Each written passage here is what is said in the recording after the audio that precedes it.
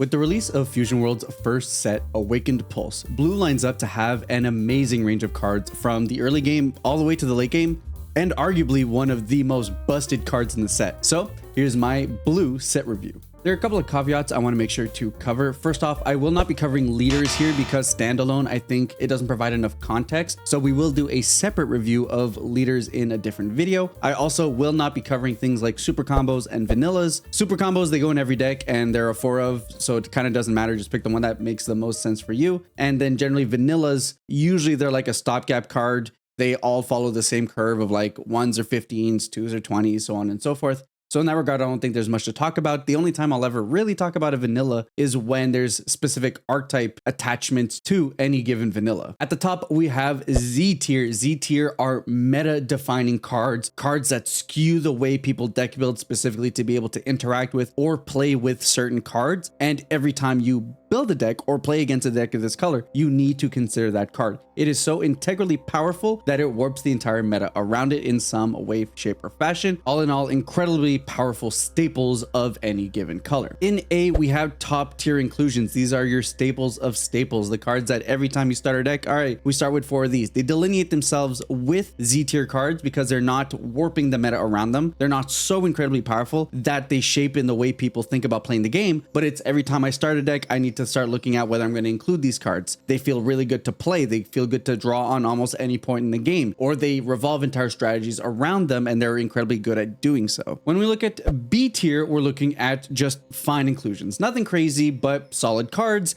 They help you accrue advantage in some way, or they fill out a niche spot in your deck. But I would never look at you funny if you included a B tier card, because they are the cards that are filling up your deck, and generally most cards will probably fall in the B tier category. Then we've got the C tier. And when we get into C tier, we're talking like niche cards that have a little bit of usability, or their stat lines kind of make up for the fact that their abilities don't really do much of anything. But at that point, you're really gonna have to ask yourself, why are you running this card? And usually you're only using it to fill up a very niche or specific situation. And there are arguments that you shouldn't be playing the card at all. And then finally, F tier. F tier are for the bottom trash worth of cards. If you're including this card in your deck, I'm looking at you funny and wondering why, and it is probably actively hurting your win rate to be playing these cards. With the rankings out of the way, let's jump into our first card. To kick it off, we have the 3-drop Goku Black. 20k on play. If you have 7 or fewer cards in your hand, draw 1 card. And this card's fine, honestly. It's a 10k combo. It's good value. It's a body that can attack awakened leaders. Not too much complaints there. In Goku Black, it's also a cheaper card there. If you end up doing the whole bottom deck Zamasu thing, it's a B, in my opinion. Nothing too crazy, nothing phenomenal. Doesn't push blue in any one or singular way, but it's a solid card. Now we jump into the Goku Black Vanilla, and like I was saying, I'll only really touch on vanillas when they're impactful to a certain archetype. Specifically, the Goku Black archetype plays this card for cheap. So now you're playing a 2-drop 30k with a 10k combo, while you would rather play another card we're about to jump into. I do think this is a pretty good tempo play, and honestly, you do just need some good amount of targets in Goku Black to make it justifiable to run his ability. So if you run Goku Black, you could run this card and be like, yeah, no, it's good stats, it's good numbers, it's kind of hard to complain on that front, and in that regard, it is a B tier card, solid inclusion. This card, however, is just an incredibly powerful card, not only for Goku Black, but for any blue archetype that's looking to build around it. 6-drop Goku Black is a 40k 0 combo, mind you, but still. On play, add up to 1 card with a cost of 4 or less from your drop to your hand. And then when attacking, if you have 7 or fewer cards in your hand, play up to 1 battle card with a cost of 4 or less from your hand, which is so strong. You can kind of coordinate that in a way also that you can potentially play other Goku Blacks for 4, like an additional one of the 6-drop, or you could just play value and play like the 4-drop Trunks or anything like that. This card is incredibly powerful, can mold entire blue archetypes around them.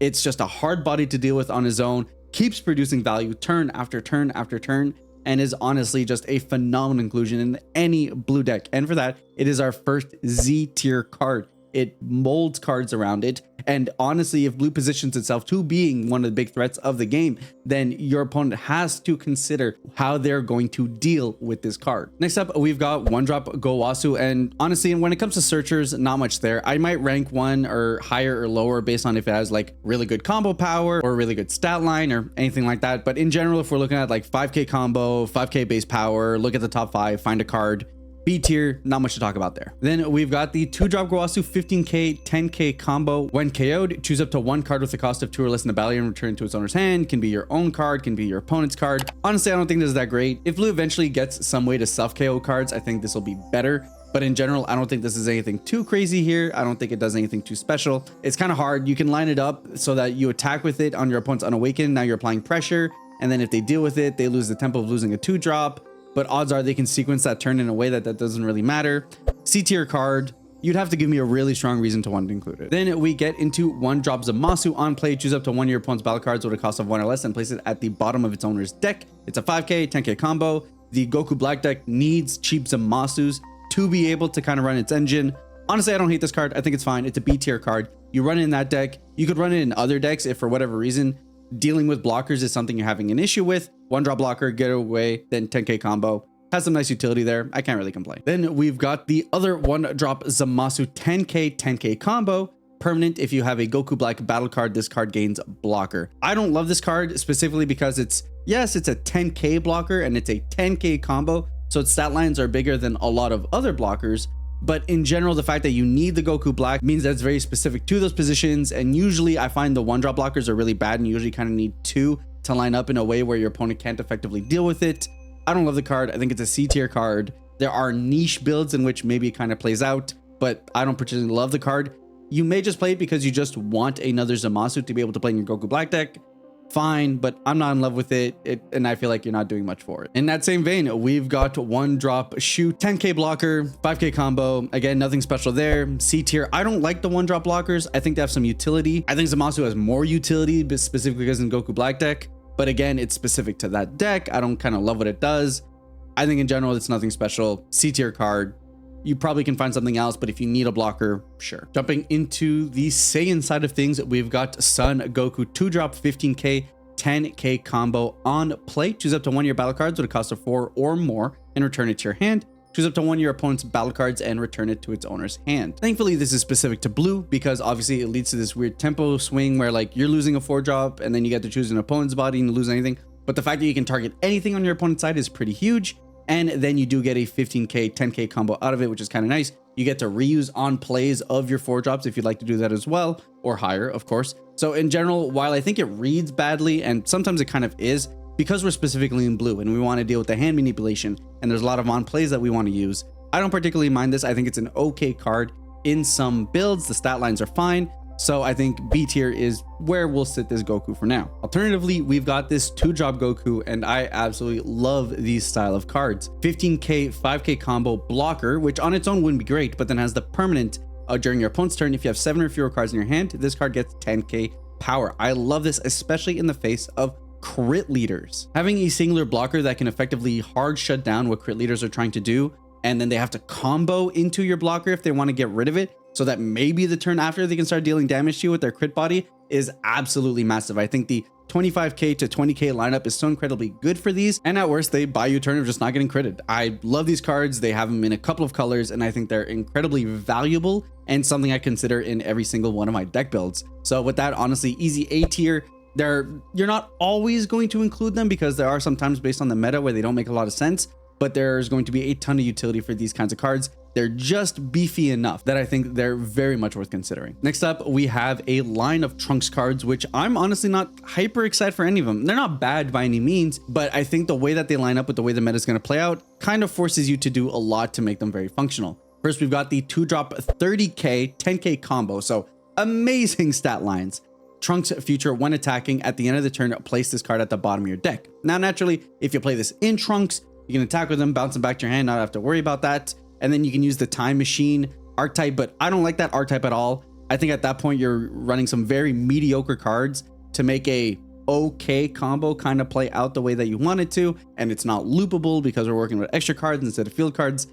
I don't particularly love that, so that's actually kind of a knock on this card more than it is helpful. So don't get me wrong, I think attacking with a 30k is super strong, and there are multiple cards in blue that let you do this effectively. Not only the Trunks leader, just kind of helps out in running the Trunk leader because you have it on the leader ability, but I have a hard time justifying to myself playing a Trunks deck utilizing this card. But there are going to be some decks that utilize it. It's good stat lines again, so B tier, I think it's fine. It's an okay card. Not gonna laugh you out of the room for using it, you could also justify it to me. I'd be like, yeah, that's fine.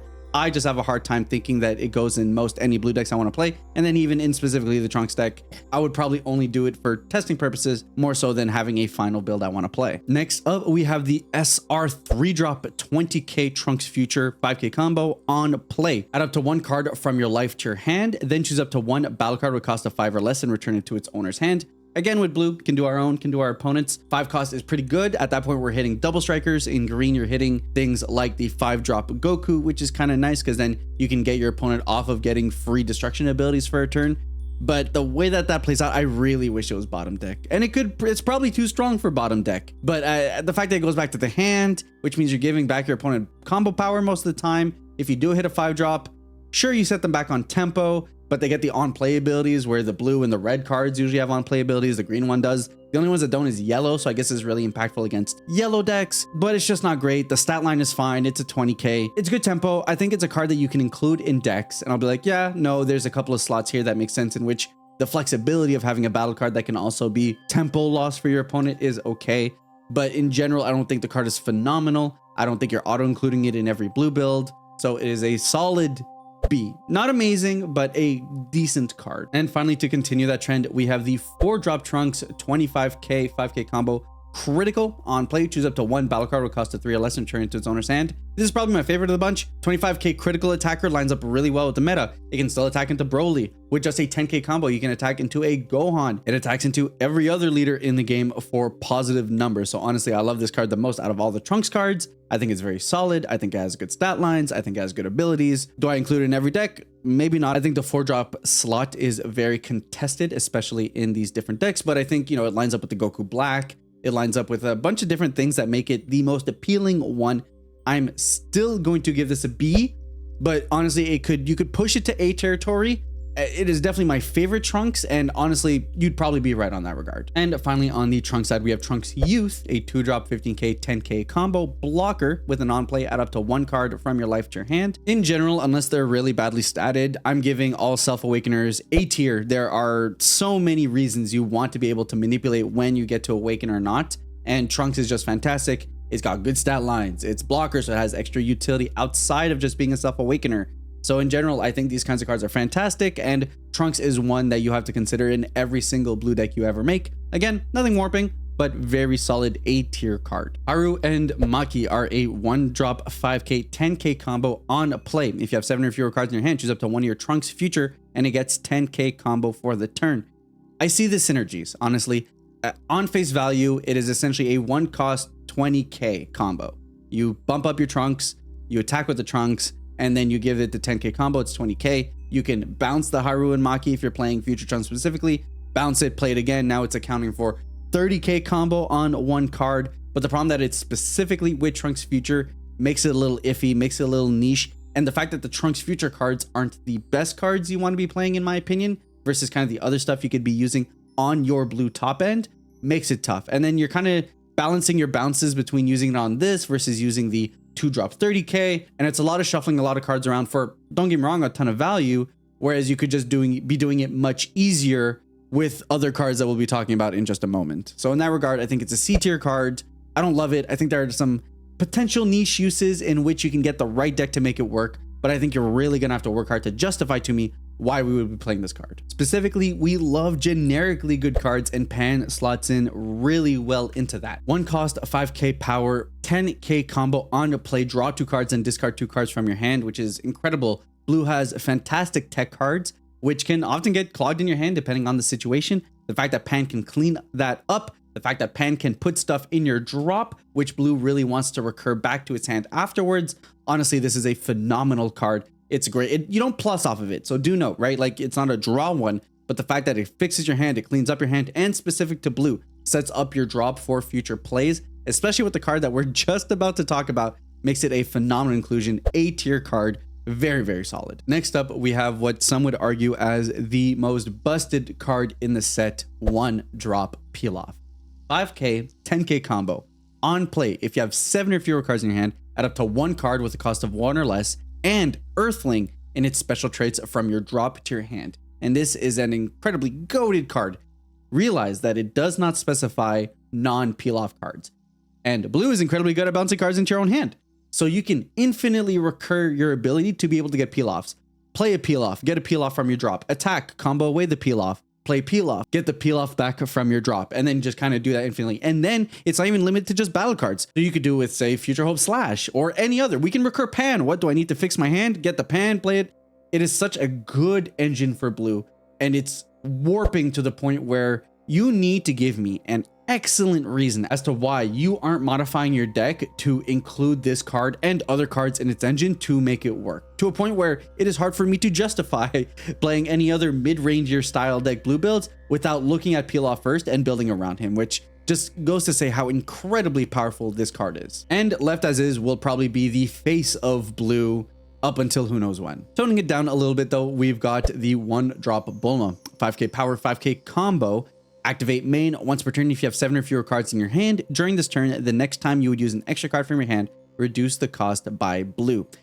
And I am still iffy as to how I feel about Bulma. I think she has great utility if she stays on board a long time, especially in combination with Peel Off. You can use Peel Off, get Future Hope Slash back to your hand, and then be able to use it for free. And you can kind of do that turn after turn after turn, as long as you can keep on chaining Peel Offs. That in its own right is an incredibly strong combo. Absolutely valid. But how long does a 1-drop 5k stick on board? And that's kind of where I think it's more of a meta call. I think you have the right meta where the destruction doesn't necessarily line up. You can beat out a ton of advantage out of your opponent, and then she's a phenomenal card. But there's a bunch of low rolls where she might not do much. At the very minimum, if you line up your plays where you play her, and on that turn you activate her ability, you still get the free usage, and then you have a 5k combo on top of it. It's nothing phenomenal, but at least you get that usage, and then the next turn if she survives, then it's all bless from there. So B tier card, I can get why you would play it. Honestly, there are some builds that make sense, but she's not inclusion in every deck, and I think there are times which she just may not be something that you want to play with. Jumping on to the Vegetas, we start off with the 3-drop 25k 5k combo. End of your turn, if you have 7 or fewer cards in your hand, switch this card to active mode, meaning that your opponent can't really attack into it. Honestly, this card's incredible, so annoying. There have been so many matches in the beta where I'm like, oh my god, I would just let me get rid of this Vegeta. Now, I will say, unlike the beta, most decks will have a ton of removal going into the main set, but just the fact that you have to deal with them, he's at 25k, so you can attack into Broly's Awakened is phenomenal. It's a good stat line, especially if we're looking to get into a green-based meta, which is one of my predictions. I think in that regards, Vegeta is a phenomenal A-tier card. You need to give me a really good reason to not want to include him. Alternatively, there is the 4-drop Frieza 20k 5k combo. When attacking once per turn, choose up to one of your opponent's battle cards with a cost of 1 or less and place it at the bottom of its owner's deck. Then switch this card to active mode. This is really cool, right? It gets rid of a blocker, it gets rid of a value 1-drop, and then it can attack twice. It is a very solid card. I think it's meta dependent though. It costs 1 additional energy, and being at 20k is kind of iffy for a 4-drop when you know that you're going to be facing Broly's and other green things. I think this one's a bit more of a meta call, and based on my expectations of the meta, I give this card a B tier. But honestly, I could see a switch between the first Vegeta we saw and this Vegeta. Honestly, switch the A and B based on any different meta. If for whatever reason yellow ends up being the best thing that out there, this card's incredible because 20k's into yellow actually does a lot of work in clearing their board, getting bottom dropping their value 1-drops, which they have a ton of. At that point, you're significantly better. So currently B tier based on what my meta expectations are, but it's a good card and one that you could see going up tiers based on the meta. Our last Vegeta is another 4-drop 30k 5k combo. Critical attacker. Honestly, B. Like just 30k critical for 4 is just good numbers, good stat lines. I've used this card in the beta. It was really effective, but like there are some situations where you just end up charging it or throwing it because it kind of just doesn't line up. It doesn't have a huge impact, but if you're already in a good tempo position, putting this on the board is very annoying for your opponent. So it's fine. It's literally okay. It's a B tier card. If you run it, I'm like, yeah, no, that's annoying. And if you don't run it, I'm like, yeah, you probably had some other stuff to do instead. Shifting away from the Saiyans, we start with 1-drop Mai 5k power 10k combo. Activate main once per turn, look at the top card of your deck and place it at the top or bottom of your deck. Naturally, this is meant to work with the time machine, which we're going to see in a moment, because you're able to look at the top of your deck and put a trunks under it, or it's just good value because it allows you to clean up your draws. So it cleans up your draws and then it's a combo later on. It's not terrible. I don't love it. C tier card. It's like you can run it. I think you have better things to do in blue, but if you did run it because you want to clean up your draws, dig for more things, dig for self awakeners, I think there's a lot of use cases in which cleaning up your draws are great, but it doesn't give you inherent value, in which drawing that card effectively would do the same thing as this Mai, but then Mai can do a turn over turn, but she's a very susceptible one drop. She's fine. I don't love her. I think you need to justify really well as to why you include her in your deck and as opposed to something else, but it's not absolute trash, so we'll avoid F tier. The glow up though on this Mai is incredible. One drop 5k combo on play. Add up to 2 cards from your life to your hand, which is incredible acceleration. And then auto once per turn. If you have 7 or fewer cards in your hand, when an opponent's battle card is returned to their hand by one of your skills, draw 1 card. So the fact that I get to net cards off of doing things like playing her, then on turn 2 I play a Gotenks, I attack, I bounce my opponent's card, I draw a card, or the fact that I use my leader ability as Trunks, get rid of your blocker so that I can kind of go in with my closer, draw an additional card off of that. And the fact that if I have multiple Mais on the board, the only time she cares about having 7 cards or less in hand is when the auto triggers, not on resolution, which means if I have 2, 3, or God forsake 4 Mais on board and I have 6 cards in hand, if I bounce a card to my opponent's hand, I will be able to draw 4 cards, which is absolutely phenomenal. Now, how often is that going to happen? I don't know. It's more likely that you may get off 2, and even then not super likely, but the fact that she's the best self-awakener in the game, or up there, and the fact that she has additional utility beyond that, especially with how good blue wants to be, I think you need to give me such a good reason to not include her in blue decks. Absolute staple, Z tier card, one that's probably going to see a ton of usage for many metas. To close it out, we're jumping into the extra cards now, and kicking it off is Blade of Despair. 2-drop Supreme Kai extra card. Permanent, if you have a Zamasu battle card, reduce the cost of this card in your hand by 1, and then active main, choose up to 2 of your opponent's battle cards at a cost of 3 or less and return them to their owner's hand.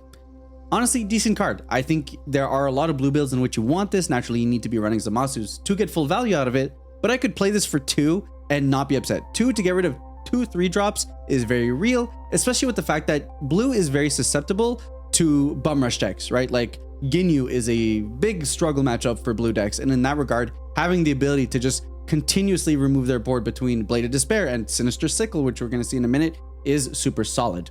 I think it's not as good as a card like Sickle, but I still think it's a solid card. I think it's better if your deck is running Zamasus, and I think it's still a fine inclusion if you're not running Zamasus, which is fantastic card design. I think this is a B tier card, very solid card. Next up, we have Time Machine, 1-drop Saiyan Earthling extra card. Activate main, look at the bottom card of your deck and play up to 1 Trunks Future with a cost of 2. Place any remaining cards at the bottom of your deck. Honestly, in my notes, I initially had this card down as a C, but the more I talk about the other blue cards and the more I talked about Mai even, Mai has some extra utility outside of the Trunks loop. This Time Machine though is just, it's very specifically built to play with this one specific Trunks style. And you know what? If this was a field card, I think I would give it a valid review. But the fact that it is an extra card, so it's a one-time use to get a 30k from the bottom of your deck, which will go back to the bottom of your deck unless you do more things to get it back to your hand before that happens. I think this card is an F tier card. I think it's way too singular in usage. The fact that like it's oftentimes a dead card unless you do a very specific setup utilizing cards in your deck. The fact that like you're probably better off just doing anything else really hurts this card. And honestly, at this, before actually recording, blue had no F tier cards. Spoiler alert for the next upcoming 3, they're just all very solid cards. But the fact that like this is so singular in usage, and the more I talk to myself into why some blue cards are good and bad, I cannot justify giving Time Machine anything better in F tier if they give us more 2-drop Trunkses and more ways to be able to bottom deck cards into our deck and get more value that way. Fine. And you know what? You could play the 2-drops Turbo Trunks deck, and obviously you're playing this card if you're doing that. But I just think it's just not worth the effort. It's a lot of work for essentially just a big vanilla beat stick that goes away at the end of the turn. It's hard to justify at that front, and to that reason, I think it's our one and only F tier blue card. Now we got Final Hope Slash, and we've talked about this card a couple of times, specifically in regards to Pilaf, because it is a 1-cost Saiyan Earthling extra card, which means it can be picked up by the little bastard with Activate to Battle your turn. Choose your leader up to 1 of your battle cards and gets 20k power for the battle. Huge combo power potential, because especially when we're looking to attack for 35k, 40k going into the end game, nice pressure there. Again, can be free with Bulma, which is nice synergies. And then choose up to 1 battle card with a cost of 2 or less and return to its owner's hand. You can get rid of an opponent's blocker, or you can bounce a Pilaf back to your hand, or any other value 1 or 2 drop that you may have. So in that regard, it's incredibly powerful in blue and a very solid card. Honestly, big fan, A tier card. I think you need to give me a good reason to not run this, especially with the fact that we're running Pilaf in just about every blue deck. So you really want to be able to run this card to kind of maximize on how good Pilaf is. Also, yes, I know Pilaf can also get Time Machine. I don't care. That card's still an F tier card. Next up, we got Black Kamehameha, a 1-cost activate battle during your opponent's turn. So the other side to the coin of Final Hope Slash. Choose your leader up to 1 of your battle cards and it gets 20k power for the battle. Then look at the 3 cards at the top of your deck and place them at the top or bottom of your deck in any order. Now, the way that this works is you need to place all 3 at the top or bottom. So unfortunately, we don't get to do like a scry type of situation, but hey, it cleans up. I don't think it's as solid as Final Hope Slash. I think it has a bit more niche utility, especially when you consider that blue decks can just run Galagun instead and you can get a card draw. So you're kind of like digging into your deck as opposed to kind of just reordering it. So it's fine. If for whatever reason, defensively, blue felt like it needed an additional 20k super combo of sorts, you can go ahead and use that and it's fine, B tier. Sinister Sickle though is a card that I was super jazzed about when it got revealed, just because of like how strong of a card it is. 3-cost Saiyan extra card. Activate main, choose up to 2 of your opponent's battle cards with a cost of 4 or less and place them at the bottom of the owner's deck in any order. There are so many times in which my opponent playing into this card has won me the game that it's just the tempo swings are incredible. And it's a card where like a lot of blues really bad. At the moment, I think you run 2, but there are a lot of blues bad matchups in which you would consider bumping that up to 3 and then maybe even 4 if say like Yellow Ginyu gets really bad. There's a really good argument that you just kind of need to see this card as much as possible. And the fact that it's a 3-cost that gets rid of 2 4-drops is incredibly strong. It's not good against everything and your opponent can play around it. It's kind of a mediocre to bad card against green, to be honest. But nevertheless, I think it's a phenomenal card. It's a phenomenal removal option and you need to give me a really good reason as to why you shouldn't be running it. A tier. Finally, we have our final card in Sinister Shadows. 3-cost Saiyan extra card. Activate main if you have 7 or fewer cards in your hand.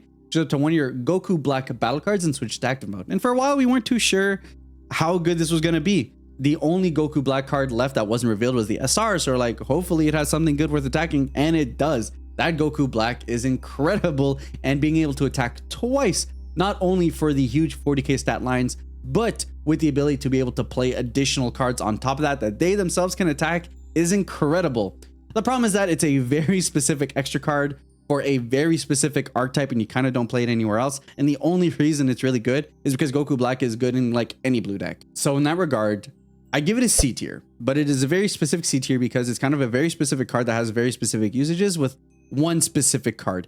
And because it's so tightly niched, it's that. But in the decks that it's good in, it is arguably a solid B to A tier card, depending on the situation. I think it just fluctuates so high between its high points to its low points, in where oftentimes it will just be a dead card, that I'd rather we just leave it at C tier. There are some decks that will utilize it, and for those specific decks, great, but I can't talk about its general usage across the entirety of the color. That would change, however, if we got more Goku Blacks and more that had good when attacking triggers. If that was a thing, then this obviously goes up in usage. Something to consider. As a general overview, blue is a very solid color, and that's kind of where it lands on, right? It has some incredible cards in like Pilaf and Mai, and generally the low points aren't too bad. You don't really have too many C to F tier cards, if any at all.